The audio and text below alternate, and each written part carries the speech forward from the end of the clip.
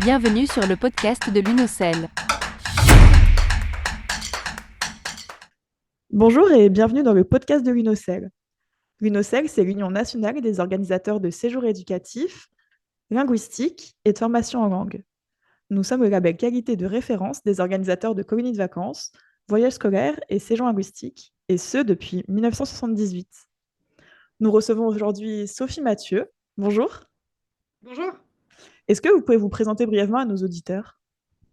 Oui, bien sûr. Alors, je suis professeure d'anglais en région parisienne. Voilà, je viens d'arriver au lycée de Cergy, au lycée Alfred Kassler, et ça fait 10 ans que j'enseigne l'anglais, donc dans le secondaire.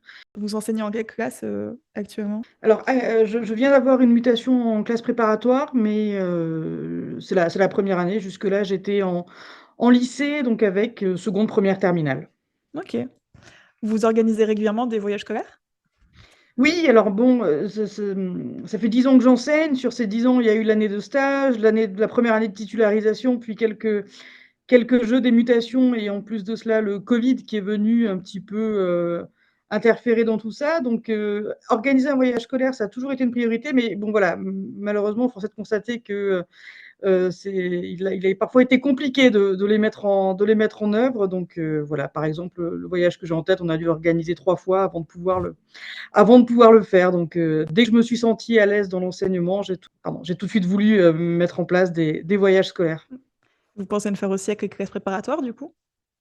Oui, alors là, comme c'est la première année que je suis dans mon établissement, je n'ai pas encore eu l'occasion de les mettre en œuvre, Mhm. mais j'ai déjà vu au niveau de mes enfin, j'ai déjà, discuté avec mes collègues pour savoir un petit peu, la faisabilité de la chose en classe préparatoire, puisque j'étais pas du tout, au fait de tout Mhm. cela, et ils se sont montrés très enthousiastes. Et donc oui, dès l'année prochaine, Ah, super. un voyage scolaire, est en train de se monter.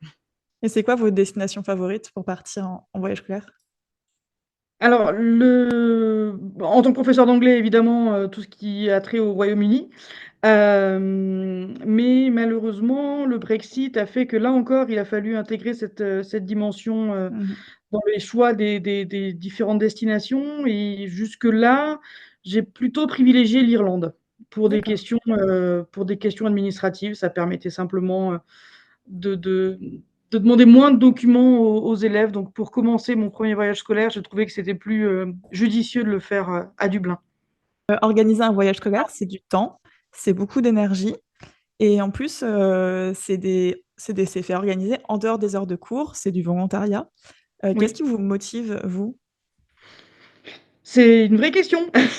C'est vrai que quand on commence à se lancer dans un tel projet, on réfléchit pas véritablement à tout ce que ça va impliquer, et c'est parfois mieux, parce que si on commence à réfléchir à toutes les responsabilités qui de manière intrinsèque viennent se lier enfin, de manière inhérente, viennent se lier au voyage scolaire, on n'en organise plus. Parce qu'il faut prendre en compte la responsabilité, financière, morale, de sécurité physique des élèves, des accompagnants, de la famille des familles des élèves qui viennent également en voyage scolaire. Donc voilà, c'est vrai que ce qui motive, malgré tout, ça reste l'élève, et c'est le seul point vraiment, autour duquel, chaque professeur organise un voyage scolaire. C'est pour l'élève et pour personne d'autre, parce que se lancer dans tout ça, comme vous l'avez dit, en dehors des heures de travail, en dehors de toutes les obligations, liées aux différentes inspections et autres, modalités administratives du professeur. Organiser un voyage scolaire, il faut vraiment le faire pour une raison supérieure, et Mmh. la raison supérieure, sans aucune exagération, c'est l'élève. Un professeur, enfin, il faut bien garder en tête qu'un professeur, s'il veut partir à l'étranger, il peut le faire sans être accompagné d'une classe de 35 J'espère pour étudiants vous. minimum. Voilà.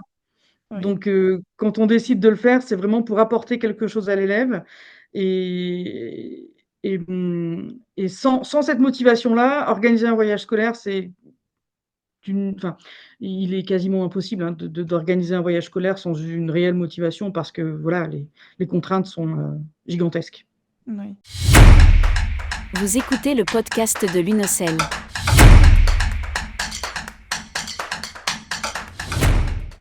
Et quand vous organisez seul ou est-ce que vous êtes, aidé de collègues?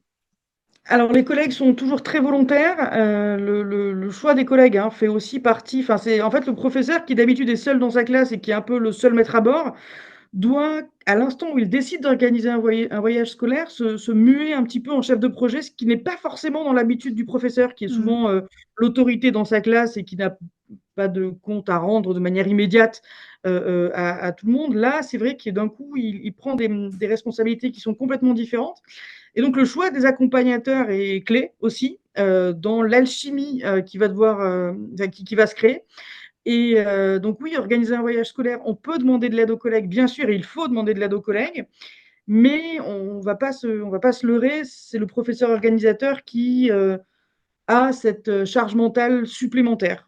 D'en plus être celui qui a un petit peu mis tout le monde dans cette galère. Ouais, vous les définissez surtout comme des accompagnateurs, en fait? Oui, c'est des supports, c'est des accompagnateurs, mais il faut bien comprendre que le professeur organisateur enfin, l'idée vient souvent d'un professeur Oui. qui doit ensuite aller convaincre, sa hiérarchie, qui doit convaincre, l'intendance, qui doit convaincre aussi ses collègues Mmh. et les collègues peut-être même encore plus parce qu'ils doivent eux-mêmes abandonner leur vie personnelle pendant quelques jours, pour, suivre voilà, un prof accompagnateur qui, enfin pour suivre un projet dans lequel ils s'inscrivent aussi complètement Mmh et mh. ensuite, j'ai envie de dire, c'est un petit peu, au choix du professeur, accompagnateur de savoir dans quelle mesure est-ce qu'il veut s'impliquer en plus Ouais. des quelques jours où il va venir, physiquement accompagner le voyage. Le voyage scolaire, c'est un outil, pédagogique qui est très important. Mmh. Comment vous, vous l'intégrez dans votre programme? Alors je l'intègre, alors disons que, le la façon dont le voyage va s'intégrer dans le programme va dépendre du moment où il a lieu. C'est ce que j'allais vous demander, Heu, justement, si vous oui, préférez en début ou en fin d'année, voilà, en milieu? voilà. Alors, souvent enfin, chacun des moments, et voilà, effectivement, il y a ces 3 moments, début, milieu, fin, représentent chacun des avantages et des inconvénients.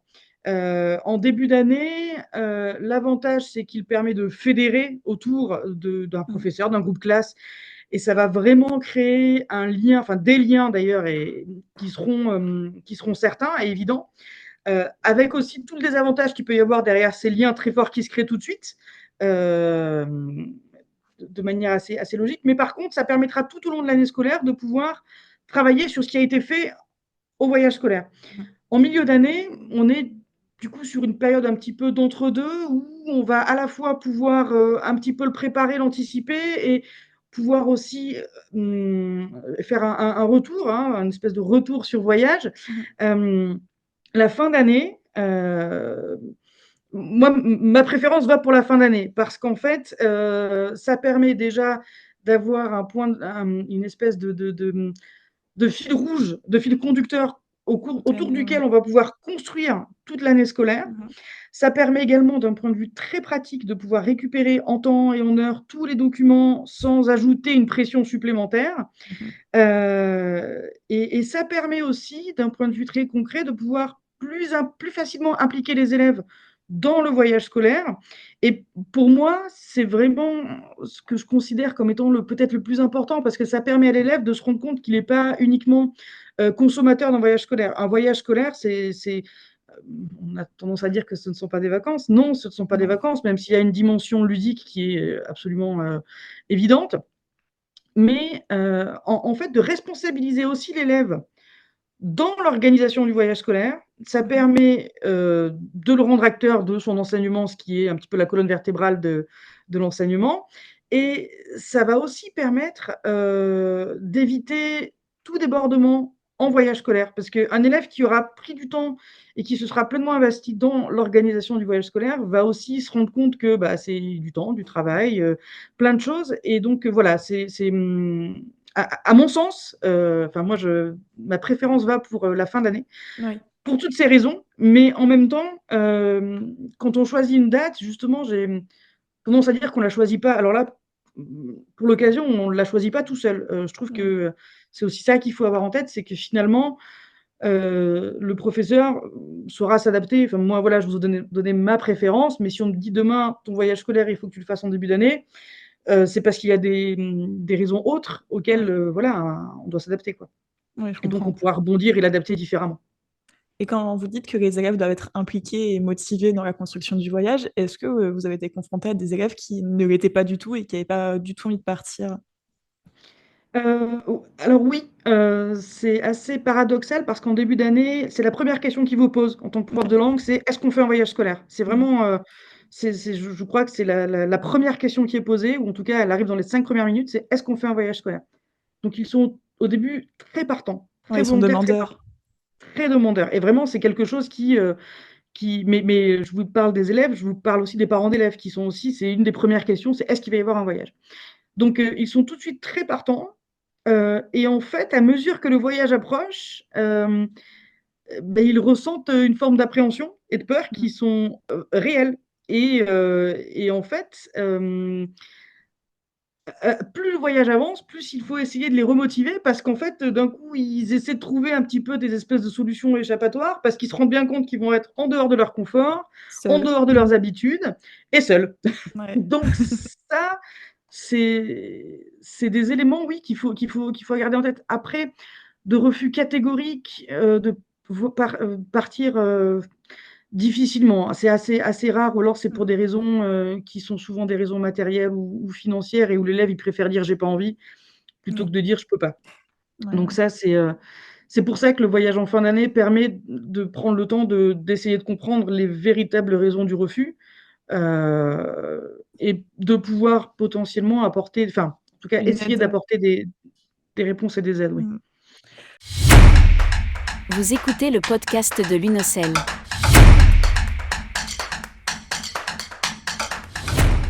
Vous parliez de peur et d'appréhension, pour certains élèves, c'est des fois le premier voyage, le Oui. premier voyage hors de la maison. Est-ce que vous les préparez à ce changement culturel, à ce changement de vie, de quelques jours? Je pensais les avoir assez bien préparés, et en fait, tant que pour le coup, enfin, c'est vrai que c'est quelque chose qui m'a aussi, surprise. Enfin, je savais que pour beaucoup, c'était la première fois. Mmh mh. Je pensais pas que c'était pour l'écrasante majorité. Oui. Vraiment, l'écrasante Même en majorité, secondaire? même en secondaire, et notamment le 1er gros voyage scolaire, c'était donc à Dublin, et le voyage, s'est effectué en avion. Mmh mh. Et là vraiment, le simple fait d'être dans un aéroport, c'était, sincèrement, une expérience à part entière. C'est vrai que même passer le contrôle de sécurité, passer tout ce genre de choses auxquelles, bon, bah, voilà, nous, en tant qu'adultes, on peut avoir l'habitude, des contraintes ou des formes de règles à respecter, voilà, qui sont pas du tout inhérentes au professeur, mais qui, cette fois-ci, dépendent d'une autorité supérieure. Ça, c'est quelque chose qu'ils ne connaissent pas, et pour beaucoup, beaucoup, beaucoup, c'était la première fois qu'ils prenaient l'avion, et donc c'est vrai que, bah, voilà, je vous parlais des responsabilités tout à l'heure, c'est vrai que ça, je m'étais peut-être pas forcément rendu compte que, bah, voilà, c'était aussi aller les chercher jusque-là, mais en même temps, c'est quelque chose qui est, voilà, absolument incroyable, enfin, qui est en tout cas un bonheur réel quand on voit des élèves qui, pour la première fois, prennent l'avion, et c'est cette peur qui est très touchante et qui fait qu'à ce moment-là, on se dit: «Bah, je comprends pourquoi j'ai passé autant d'heures Mmh. à préparer ce voyage». Oui, ça reste la motivation principale, l'élève. Oui, bah, on en revient là. C'est vrai que, moi, j'ai adoré les voir paniquer au contrôle de sécurité. J'ai adoré même quand on leur explique, voilà, toutes les règles qui peuvent être de base sur les 100 millilitres, les petits sachets. Bah, Mmh. non, ils essaient quand même de resquiller parce que bon, bah, après tout, tu peux Pourquoi toujours pas? négocier avec le prof. Il y a pas de raison que ça passe pas.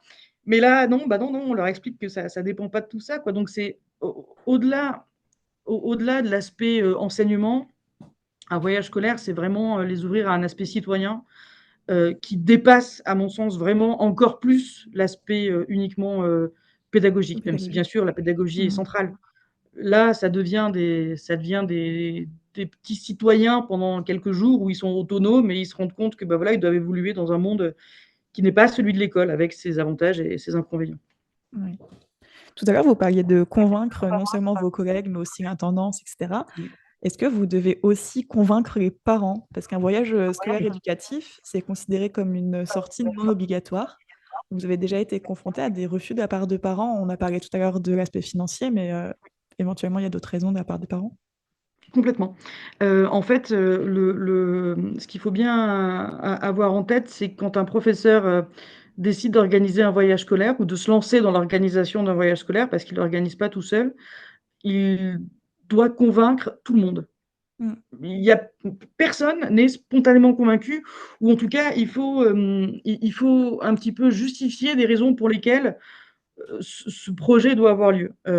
Mais ces justifications, sont à la fois, salutaires, parce qu'il faut ça permet aussi de comprendre, qu'on va engager financièrement des gens, qu'on va, sortir, enfin voilà, pour tout un tas de raisons personnelles. Donc il y a ça, mais il y a aussi, oui, bien sûr, donc il faut convaincre la direction, il faut convaincre l'intendance, il faut convaincre les élèves et les collègues, et aussi, oui, il faut convaincre les parents.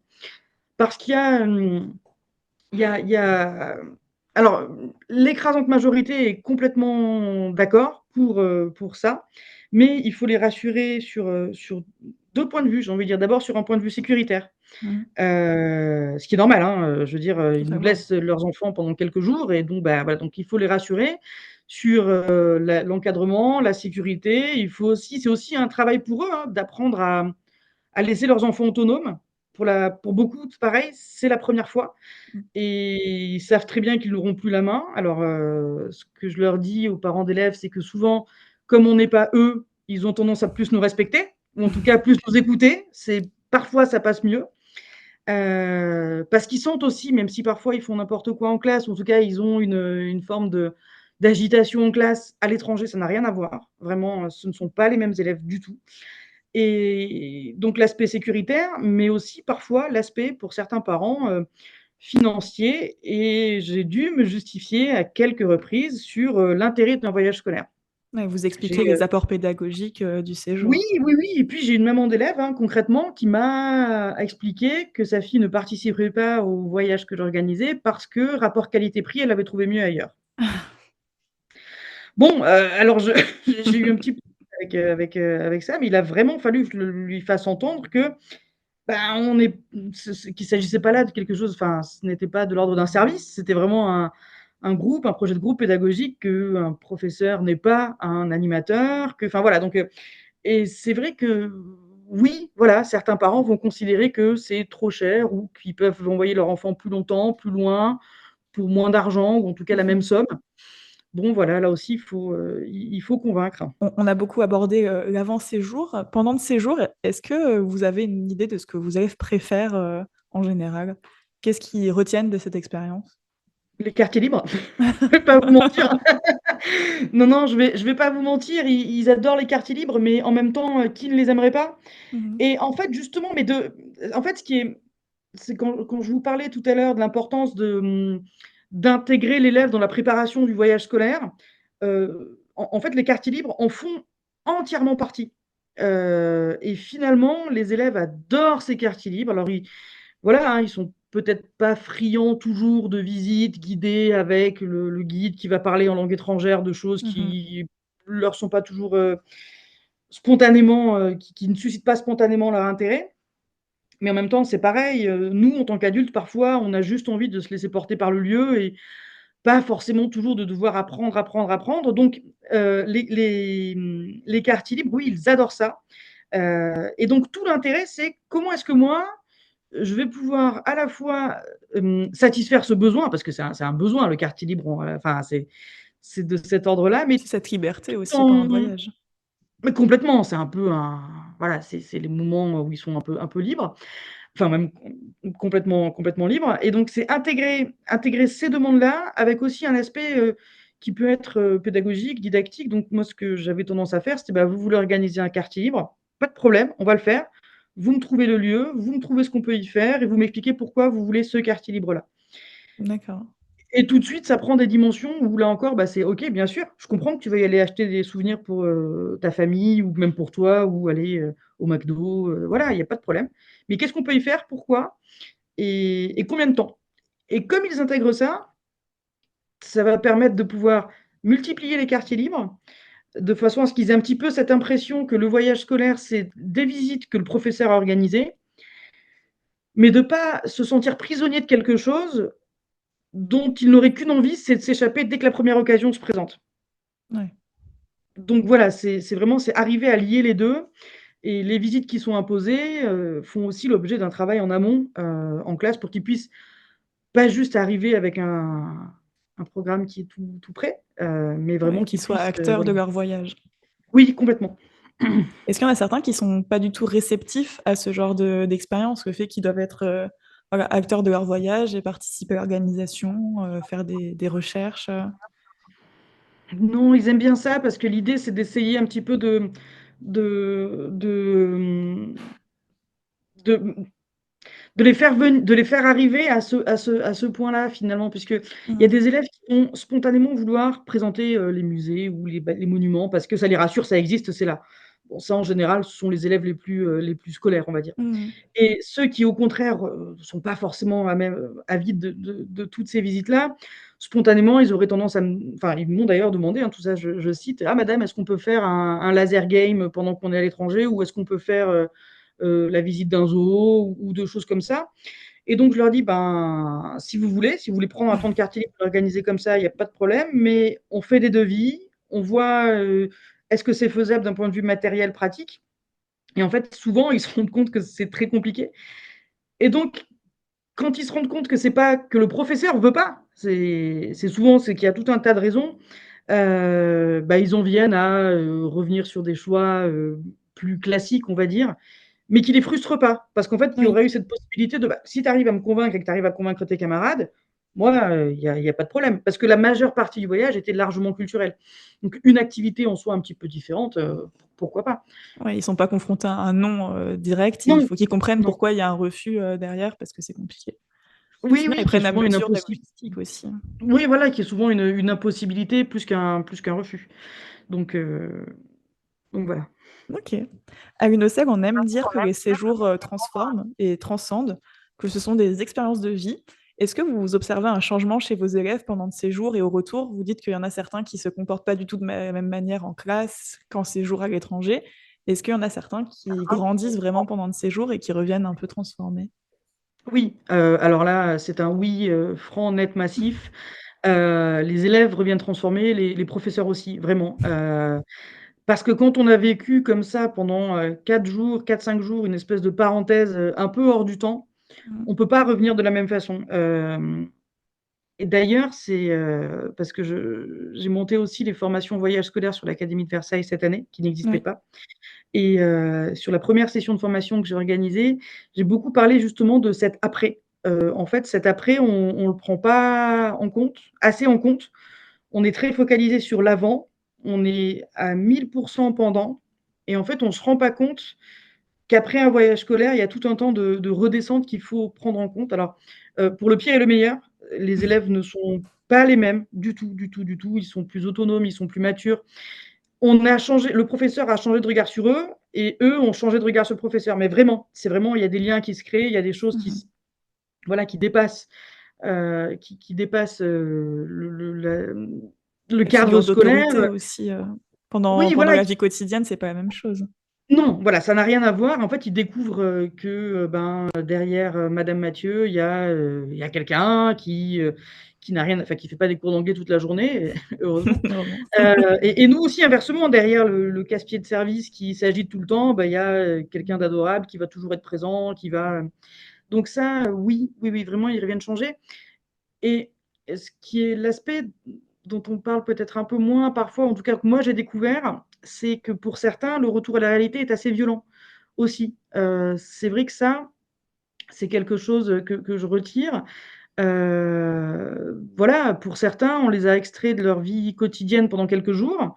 Ils ont vécu un monde un peu parfait pendant quelques jours. Ils étaient entre amis, autonomes, avec des adultes qui sont pas leurs parents. Donc Mmh. voilà, et ils ont vu des choses super, ils ont pas été dans le cadre de l'école, ils ont, enfin, dans le cadre strict de l'école. Oui. Et donc revenir à la réalité pour certains, c'est très compliqué.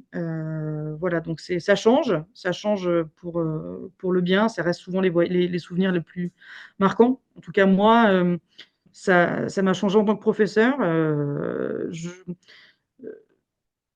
J'ai trouvé un sens à mon enseignement dans le voyage scolaire, clairement. Parce que je trouve que tout ce qu'on fait en classe, finalement, est largement transcendé par tout ce qu'on leur apporte, concrètement, simplement en se déplaçant avec eux ailleurs.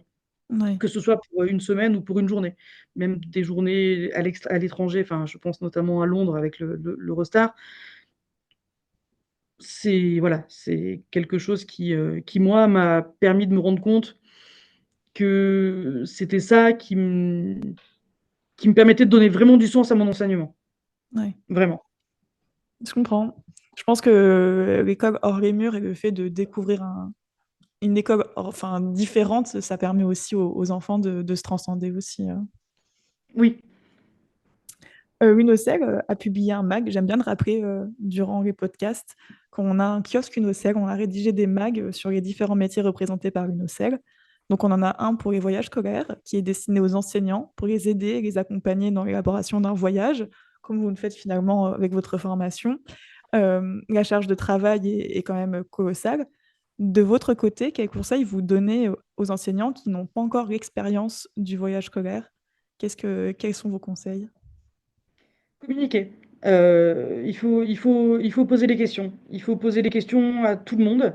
On peut pas quand c'est la première fois, vraiment je me rappelle de nuits blanches, terribles, hein, en me disant: «Mais pourquoi, pourquoi, pourquoi? Et est-ce que j'ai pas oublié quelque chose?» Et moi, c'était vraiment quelque chose qui me terrorisait de me dire, «À cause de moi, quelque chose va pas bien se passer ou j'ai peut-être pas demandé tous les documents qu'il fallait ou Ouais, il j'ai y a peut-être beaucoup de pas». documents aussi. Beaucoup, beaucoup, beaucoup de documents et donc je dirais que tout ça, ça peut se résoudre en discutant, en communiquant, en posant les questions. En posant les questions, au chef d'établissement, au gestionnaire, en posant les questions ensuite à l'organisme une fois qu'il a été trouvé, en posant des questions aux collègues, plus ou moins expérimentés. Voilà, vraiment, s'interroger et questionner. Ces séjours, ce sont des véritables expériences pour les élèves, mais aussi pour vous, comme vous l'avez dit. Il y a un séjour qui vous a marqué plus qu'un autre? Si vous parlez celui de Dublin, le premier que vous avez organisé? Ah le 1er.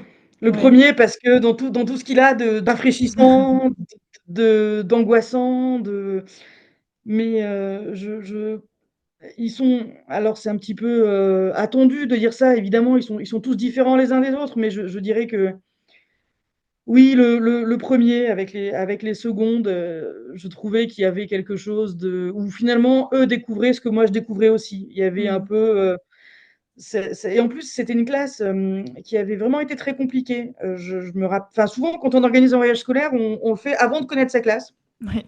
et donc il y a un petit côté, qui tout double.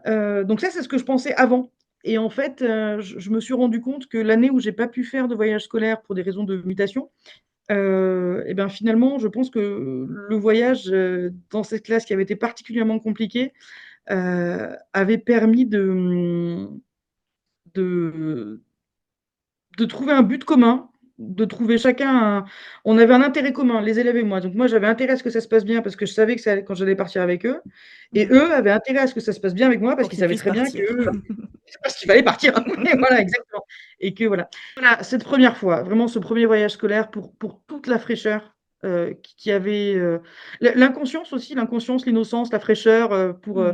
mais qui s'est extrêmement bien déroulé sur place. Vous avez une petite anecdote à nous raconter, sur un séjour?